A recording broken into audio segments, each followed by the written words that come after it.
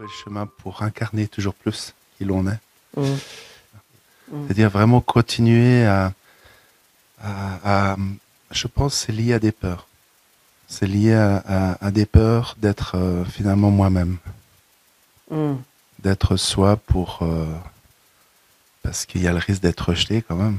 Mm.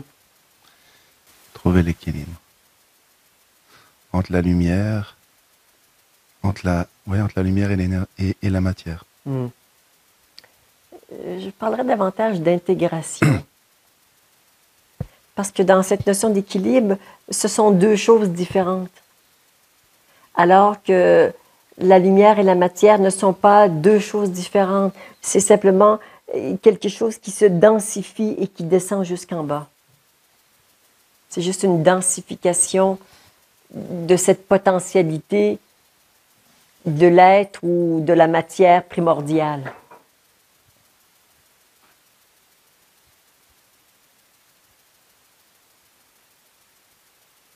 C'est pas bien passé, mais... Si, ça passe bien.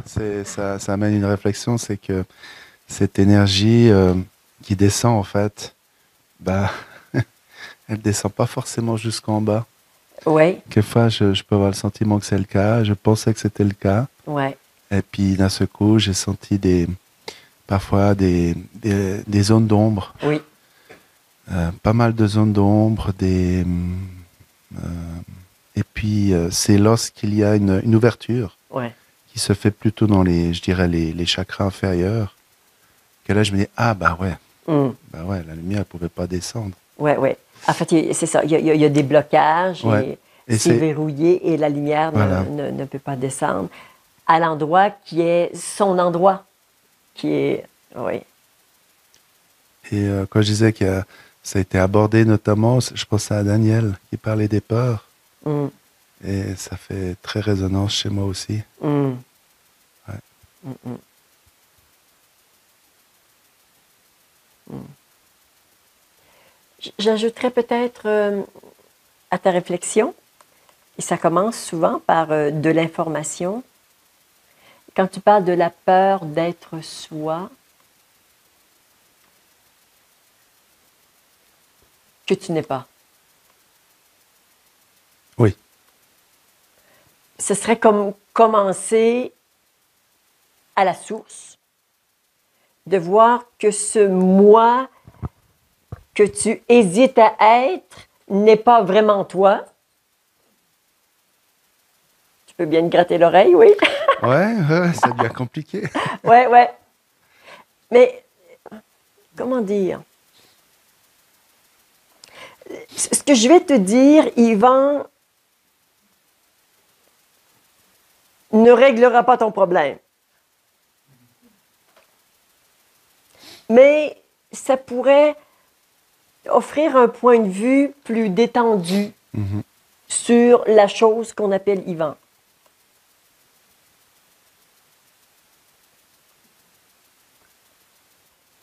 Tu as parlé d'un moi personnel et moi, je parlerais d'un moi impersonnel, personnel. Toi, tu n'as rien à voir avec qui tu es.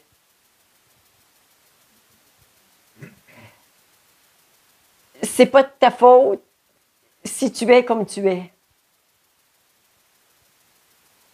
Un peu comme quand on se rend compte qu'on est attiré par un chemin spirituel ou qu'on aime la musique classique ou le tennis ou l'informatique, et non seulement qu'on aime ça, mais qu'on est bon, est-ce que c'est de ma faute si j'ai ces talents et que j'en ai pas d'autres?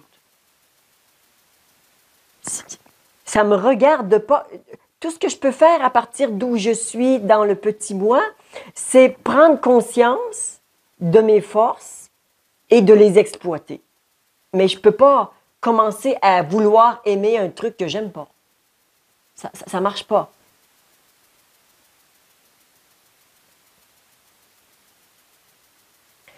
Il t'a voulu tel que tu es. Et il te trouve parfait. Avec toutes tes peurs. et toutes tes limites.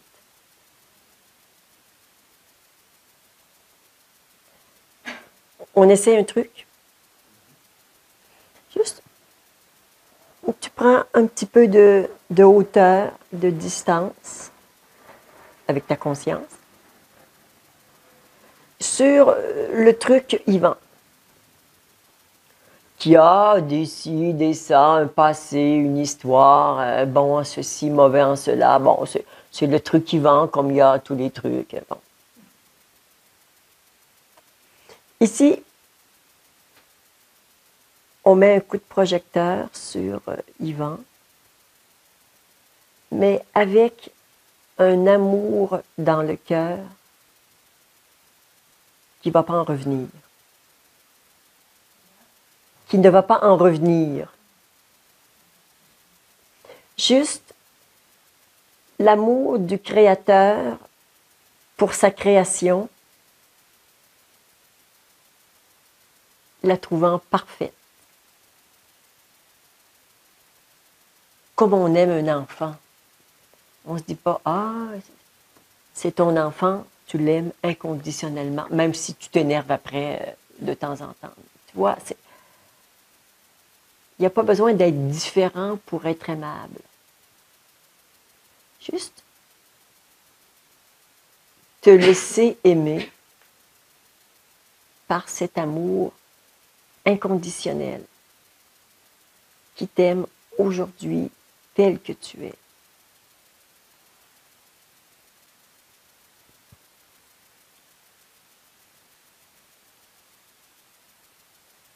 Ça fait quoi?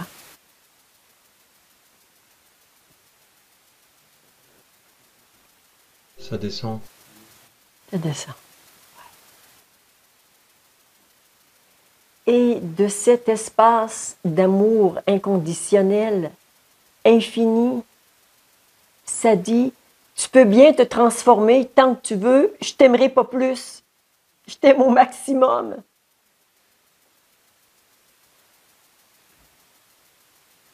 Tu n'as rien à faire pour gagner cet amour. Parce que tu es ma création. Et que je ne peux que t'aimer inconditionnellement. Alors, si c'est plus confortable pour toi de te transformer, fais-le. Mais surtout, n'oublie jamais que tu es aimé inconditionnellement.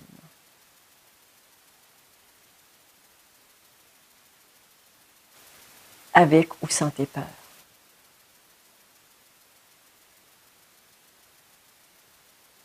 Et que la notion de rejet n'a pas de réalité ici, à partir d'où tu es aimé.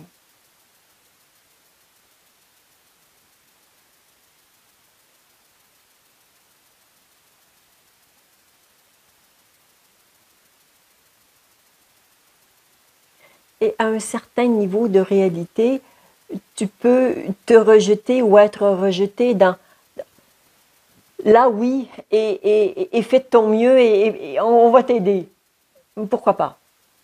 Tout comme quand on a faim, ben, on mange, donc on peut s'occuper de ce truc. Mais ça va changer quelque chose dans ta réalité si vraiment tu intègres l'immensité de cet amour inconditionnel.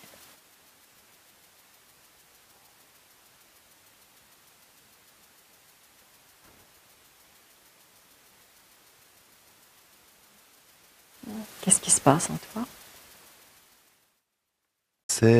J'ai l'impression que parfois je me sentais vraiment ouverture, un élan, un enthousiasme, et ça n'a pas été bien accueilli. Les portes, elles se sont plutôt fermées que ouvertes.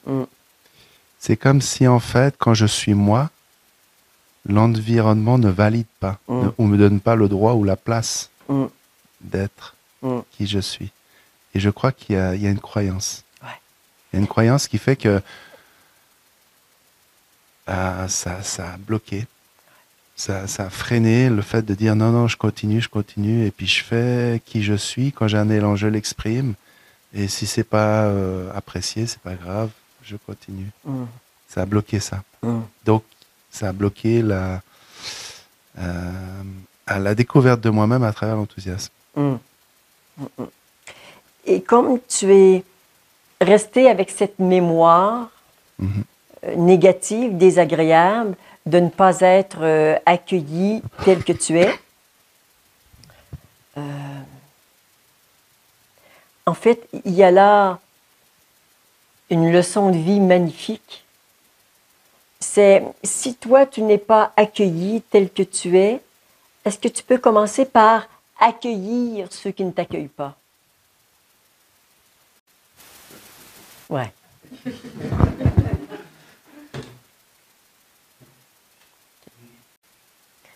Il y a ici Yvan qui fait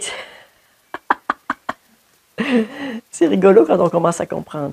Il y a ici Yvan qui fait l'expérience d'être ouvert et enthousiaste et qui est lui-même. Et l'environnement, notamment les proches, souvent les gens qu'on aime, ne savent pas accueillir ta vérité, ton authenticité. Alors, ils soit dénigrent, humilient, dévalorisent. Bon, ils ont toutes sortes de réactions qui sont désagréables et souffrantes.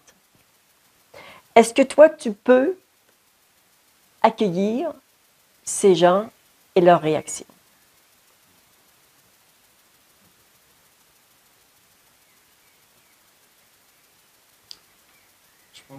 Je pense dans certaines situations, j'en fais déjà l'exercice. Ouais. Magnifique. Tu es sur le chemin de la rédemption. Ouais. Et c'est ça, tu as été rejeté et maintenant, tu es rempli de ce rejet et tu agis, tu fais des choix à partir de ce rejet. Donc, tu les rejettes. C'est normal. Et si on veut que la roue tourne et tu en as fait l'expérience, si tu me rejettes, mais je vais t'aimer quand même. Et c'est là qu'on commence à vraiment toucher l'amour inconditionnel. C'est que je t'aime à n'importe quelle condition.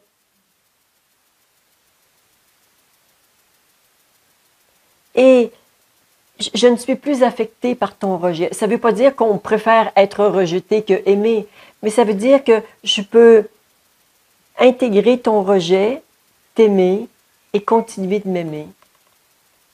C'est l'intégration de l'amour inconditionnel.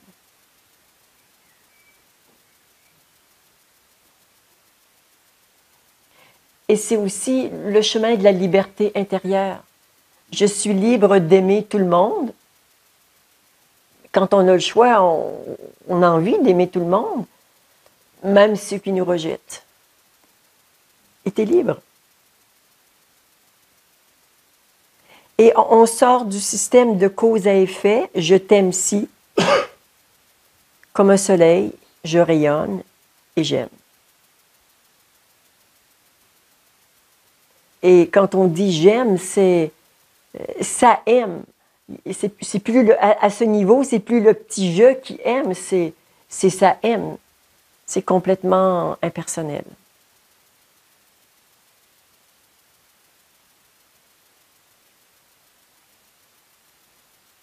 Comment ça se passe en toi? Ça m'amuse.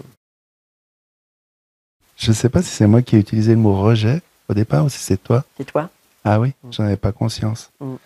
Parce qu'en fait, au départ, je parlais de certaines situations que j'avais en tête.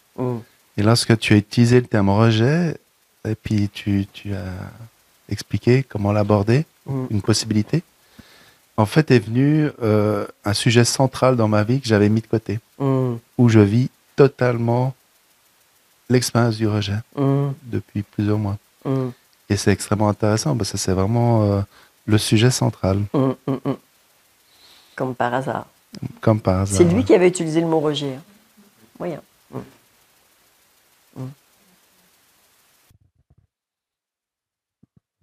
Ouais.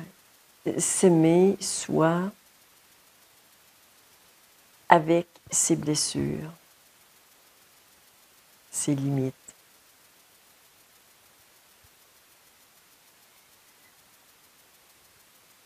S'aimer dans cette expérience comme on est aimé par le Créateur.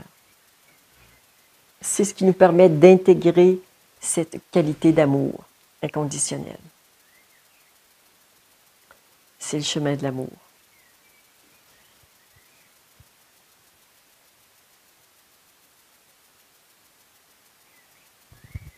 Merci.